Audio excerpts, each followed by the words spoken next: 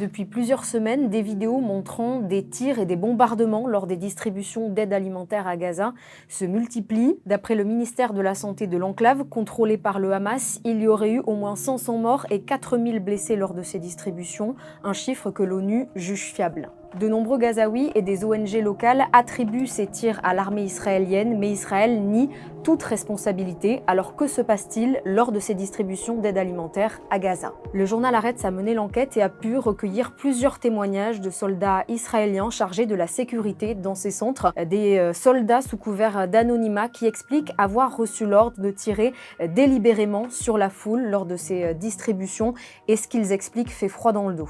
Là où j'étais en poste, entre 1 et 5 personnes étaient tuées chaque jour. Les Palestiniens sont traités comme une force hostile.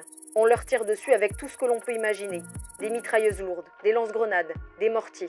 Ce soldat explique aussi dans l'article que le nom de l'opération à laquelle il participe s'appelle Salted Fish, poisson salé. C'est l'équivalent en Israël du jeu 1, 2, 3 soleil. On a pu discuter avec Nir Hasson, le journaliste qui a pu échanger avec ces soldats. Et ce qu'il nous explique, c'est que ce sont des soldats, des officiers réservistes qui ont environ une vingtaine, une trentaine d'années, qui se retrouvent à devoir gérer ces centres de distribution depuis que l'aide humanitaire a repris à Gaza. Il faut savoir qu'il y a des milliers de Gazaouis qui se rendent chaque jour sur ces points de collecte, qui viennent parfois de très loin. La foule vient aussi en dehors des heures d'ouverture, parfois même la nuit. D'après Nir Hasson, l'armée israélienne utilise les armes pour contenir et maîtriser la population. Aujourd'hui, cette militarisation de l'aide humanitaire est dénoncée par l'ONU et des ONG comme Médecins sans frontières qui demandent à ce que l'aide humanitaire soit apportée par des organisations qui savent faire pour garantir la sécurité des populations à Gaza.